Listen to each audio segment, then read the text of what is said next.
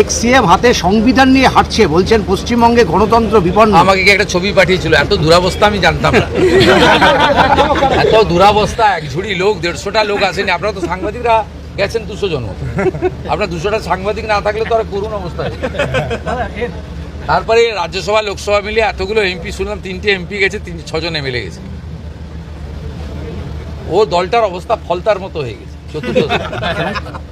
কোনো বিধায়ককে 20 বার পর্যন্ত ফোন করছেন যুবরাজ সেই দলের কোট আন কোট, যে তারা তারা অসুস্থ শুনেছিলাম।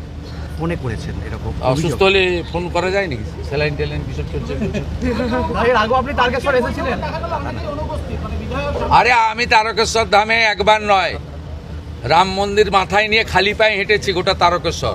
পাথর বৃষ্টি হয়েছিল বিজেপি র্যালিতে। আপনি জানেন না, এখানে যেদিন ওই যেটাকে লোক হারিয়ে দিয়েছে 31,000 ভোটে, ও রাম মন্দিরকে অপমান করেছিল, আমি খালি পায়ে গোটা তারকেশ্বর শহর আমার হাঁটা আছে 4 কিলোমিটার।